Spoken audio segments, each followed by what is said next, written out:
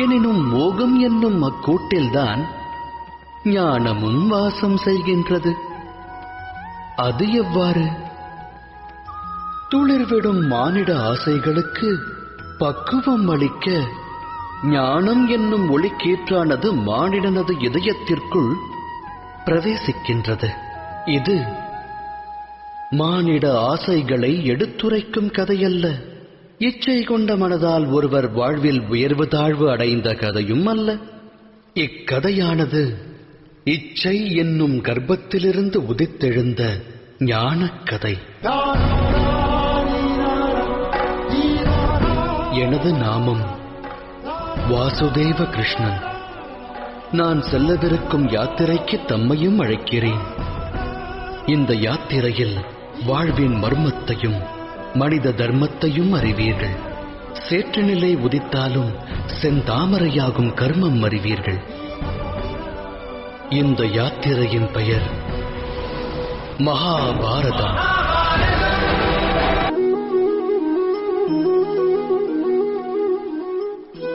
சந்ததியினர் சந்தோஷமாய் வாழ வேண்டும் என்பதே அகிலத்து பெற்றோர் அனைவரது அகத்திலும் உள்ள ஆசை. தம்மால் இவ்வுலகில் பிறந்த அவர்கள் அவரவர் கர்ம வினைப்படி எதிர்காலத்தை வரவேற்று எதிர்கொள்கின்றனர். வருங்காலம் நல்முறையில் அமைய வரும் ஒரு காலம் என வேண்டாதாரும் உண்டா? எனினும் சுகம் மற்றும் பாதுகாப்பு இவ்விரண்டும் அகிலத்தாரின் கர்மாவோடு தொடர்புடையதல்லவா?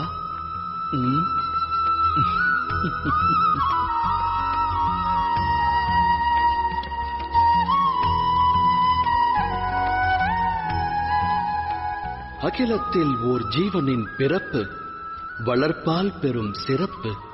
பெரும் சிறப்பு பெரும் சிறப்பாய் அமைய அவசியம் தேவை பரம்பொருளின் அரவணைப்பு. நல் வளர்ப்பு நல்லொழுக்கம் கொண்டவன் சரித்திரம் படைக்கிறான். தாய் தந்தையர் நல்லொழுக்கம் போதித்தால் சந்ததி சாதனை படைக்கும். எதிர்காலம் அவர்கள் சரித்திரம் பேசும்.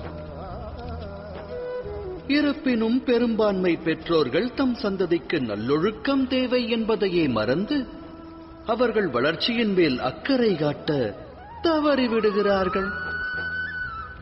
பெற்றவரின் அக்கறையை பெற தவறுபவர்கள் வாழ்வென்னும் நதியினில் நீந்தி கடந்து அக்கறையை எட்டுவதில்லை. நமது இந்த யாத்திரையில் சந்திப்போம் இரு தரப்பினரை. இது வென்றோர் வீழ்ந்தோர் கதை. இதில் அடங்கியுள்ளது பெரும் வம்ச விருட்சத்தின் விதை. நினைவில் பதியுங்கள் இதை.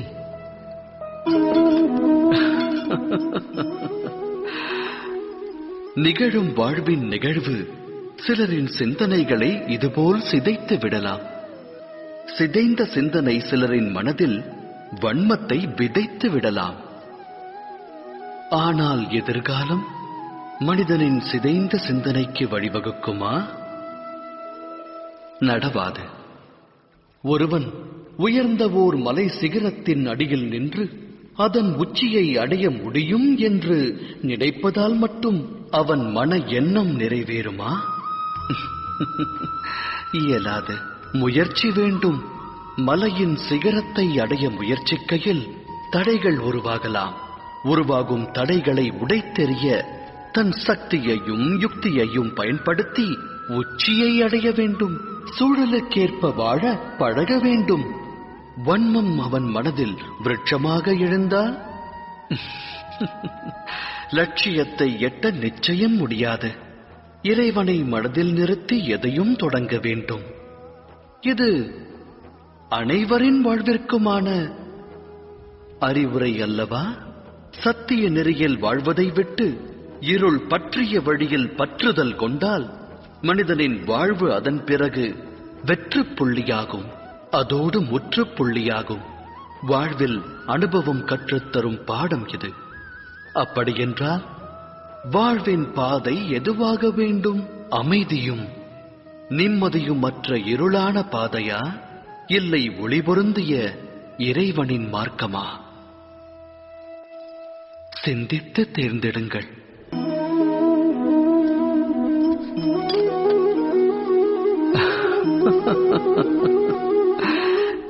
எதிர்காலத்திற்கான மறுபெயரே போராட்டம்.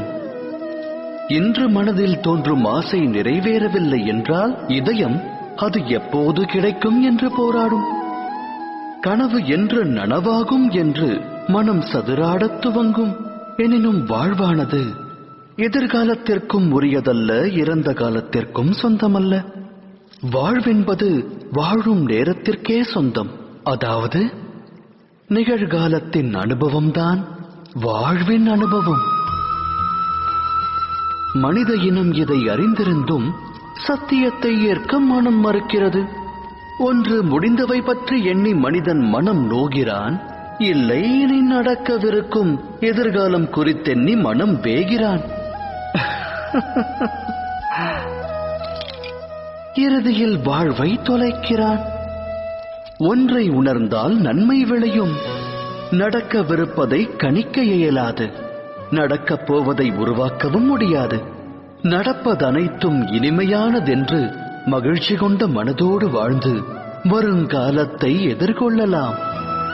நிகழ்வது முன்னரே நமக்கு தெரிந்தால் பின் வாழ்வில் சுவாரஸ்யம் ஏது? சிந்தித்து செயலாற்றுங்கள். பழிவாங்கும் உணர்வு இவை விளையும் இன்னல்களுக்கு அஸ்திவாரமாகும்.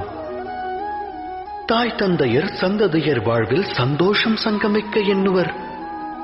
ஆனால் சந்ததியர் வாழ்வு ஈன்றோர் கர்மத்தை அடிப்படையாக கொண்டது. அமிர்தத்தை வழங்க எண்ணலாம். அடிப்படை விதி தவறினால் அது ஆலகால விஷமாகும். தம் சந்ததியர் வாழ்வை தாம் எவ்வாறு உருவாக்கப் போகின்றீர்கள்? சந்ததியருக்கு ஆஸ்தியையும் அந்தஸ்தையும் ஞானத்தையும் வழங்கியிருப்பீர்கள். ஆனால் நல்லவை கெட்டவைகளை பகுத்தறியும் அறிவையும் புகட்டியுள்ளீர்களா? அவ்வறிவல்லவா சந்ததியின் கர்மத்திற்கு அடிப்படை. மானிடர் மானிடரோடும், சமுதாயம் சமுதாயத்தோடும், ராஜ்யம் ராஜ்யத்தோடும் போரிடுகிறது. இவை முன்னோர் வினைப்பயன் அல்லவா? குரோதம், மரணம், குருதிப்புணல் இவை அழிவை விதைக்கும் விதைகளாகும். அதை விதைத்தால் தாய் தந்தையர் சந்ததியருக்கு ஜனனத்தோடு மரணத்தையும் பரிசளிப்பதாகிவிடும். அன்பெனும் பிரகாசத்தோடு அழிவெனும் கார் இருளையும் வழங்குபவராவீர்கள். வழங்கிய இருள் அவனது வாழ்வையும் பீடிக்குமேயானால் அவனது சந்ததியினருக்கும் அப்பரிசையே அவன் வழங்குவான் அல்லவா? அன்பா அழிவா? சிந்தித்து செயலாற்றுங்கள். அகிலத்தில் வாழும் மனிதர் அனைவருக்கும் மனக்குறை என்பது அவசியம் உண்டு. ஒருவன் வேகம் இன்றி வருந்துவான், இன்னொருவன் அதை கட்டுப்படுத்த முடியாமல் திணறுவான். செல்வம் இருந்தும் நிம்மதியற்றவரும் உண்டு. சிலருக்கு அச்செல்வம் இல்லையே என நிம்மதி இருக்காது. இது போன்ற உதாரணங்கள் ஏராளம். தாம் அனைத்தையும் பெற்ற மனிதரை இந்த அவனியில் சந்தித்திருக்கின்றீர்களா? குறையோடு வாழும் மானிடர் அந்த ஒரு குறையினை வாழ்வில் மையமாக்கி வாழ்கின்றனர். அக்காரணத்தால் இதயத்தில் துக்கமும் வேதனையும் குடிகொள்ளத் துவங்குகிறது. அவ்வேதனையே ஜனனத்தினின்று மரணம் வரை நீடிக்கிறது. அவ்விதம் உருவான அந்த குறையானது அம்மானிடருக்கு பழகிய ஒன்றாகும். வேறு சிலர் பற்றியும் கூறத்தான் வேண்டும். உருவான குறையை ஒரு சிலர் தம் சாமர்த்தியம் கொண்டு வெல்கின்றனர். அவர்களுக்கும் ஏனையோருக்கும் என்ன வேறுபாடு? தாம் இது குறித்து சிந்தித்ததுண்டா? இதற்கான விடை மிக எளிது. எவர் குறையினை வென்று காட்டுகிறாரோ, தனது சாமர்த்தியம் கொண்டு அதை வீழ்ச்சியடையச் செய்கிறாரோ, அவர் அதை கடந்த நிலைக்கு செல்கிறார். ஆக குறை ஏற்படுவது விதிப்பயனே. ஆனால் அக்குறையை மதிகொண்டு வெல்லும் மானிடர்தான் மதிக்கப்படுவார்கள். சிந்தித்து செயலாற்றுங்கள். வாழ்வில் நிகழும் நிகழ்வனைத்திற்கும் தொடர்பு வேண்டுதலாகும். பதி எப்படி இருப்பார்? என்னுடைய வாழ்வு சுகத்தில் திளைக்க வேண்டும். மனைவி எப்படி இருப்பாள்? அவள் நல்லாளாக விளங்குவாளா? எனக்கு பிறக்கும் புதல்வன் என்னை மதிப்பானா, உத்தரவை ஏற்பானா? மனித மனம் தனது வேண்டுதல் அனைத்தும் நிறைவேற்றுபவரிடத்தில் பரிபூரண மோகம் கொள்கிறது. அங்கம் கொள்ளும் ஆசை பங்கம் விளைவிக்கிறது. காரணம் என்ன? ஏனெனில் ஆசை என்பது மனித மூளையை வியாபிக்கிறது. ஒருவரது ஆசையை உற்றவரே அறியாவிடில் மற்றவர் எவ்வாறு அறிவார்? நிறைவேறும் என்று கனவு கண்ட ஆசை நனவாகாமல் போனால் ஆசை கொண்ட மனம் நிராசை அடைகிறது. நிராசையடைந்த அம்மனதில் போராட்டம் பிறக்கிறது. அழிவிற்கான ஆரம்பம் அந்த போராட்டத்திலிருந்து துவங்குகிறது. ஆனால் மனிதர் தம் மனதில் பேராசை என்னும் விதையை விதைக்காமல் அன்பினை விதைத்தால் அகண்ட அகிலமே நன்மையை பெறும். நன்மையை பெறும் அகிலத்தில் நலமோடு மானிடர்கள் வாழ்வார்கள் அல்லவா? விதைப்பது எதுவென்று ஆலோசியுங்கள்.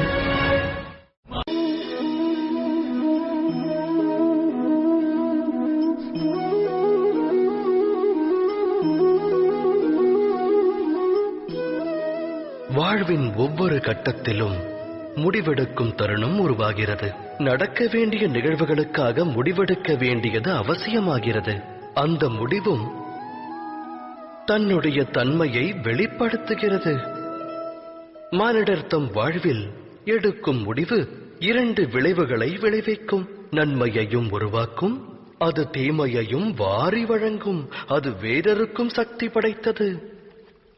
இன்னல் ஒன்று தோன்றுகையில் மனமானது சஞ்சலம் அடைகிறது. வேதனை மனதை வியாபிக்கிறது. முடிவெடுக்க வேண்டிய தருணம் யுத்தமாகிறது. மனித மனமானது யுத்த பூமியாய் மாறுகிறது. இக்கட்டான சூழலை போக்கும் உபாயத்தை மானிடர் தேடுவதில்லை. மனதினை சாந்தப்படுத்துவதற்கே அவர்கள் முயல்கின்றனர். ஆனால் ஓடிக்கொண்டே உணவருந்த இயலுமா என்ன? இயலாது. யுத்த களமாய் மாறிய மனிதனின் மனதால் சுத்த முடிவை எடுக்க இயலுமா? ஒருவன் தன்னுடைய வருங்கால முடிவை அமைதியான மனதோடு எடுத்தால் வரும் காலம் சிறப்பாகிறது. அதே சமயம் மனதை அமைதியடையச் செய்ய வருங்கால முடிவை ஒருவன் எடுத்தால் அவன் வருங்காலம் புதிராய் மாறி முட்கள் நிறைந்த விருட்சமாகிறது. தாம் எடுக்க உள்ள முடிவு எது?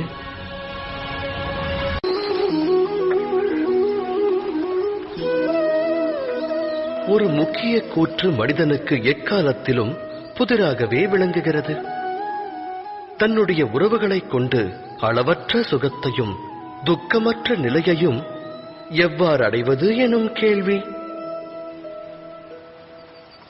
தமது சுற்றமும் சூழலும் தமக்கு என்றும் உற்ற ஆனந்தத்தை தந்துள்ளதா? சிந்தியுங்கள். மனித வாழ்வானது உறவுகளோடு பின்னிப் பிணைந்தது. உற்றார் உறவினரோடு அது பெரும் தொடர்பு கொண்டுள்ளது. ஆகையால் சுகமும் மனித உறவுகளோடு தொடர்புடையதென்பது உண்மையே. அவ்வாறு இருந்தும் ஏன் சுகத்திற்கு பதிலாக துக்கத்தை மானிடன் பெறுகிறான்? எதற்காக குழப்பமும் போராட்டமும் உறவுகளிடமிருந்து துவங்குகிறது? அதை சிந்தித்ததுண்டா? ஒருவரின் மேலான எண்ணங்களை உறவினரான இன்னொருவர் புரிந்து கொள்ளாத நிலை வரும்போது, முழு மனதோடு அதை ஏற்காத போது போராட்டம் துவங்குகிறது. அந்நிலை அதிகரிக்க அதிகரிக்க போராட்டமும் வலுக்கிறது. அடுத்தவர் எண்ணங்களை ஏற்றால் சுகம் அங்கு பொங்கும். இது சத்திய வார்த்தைகள்.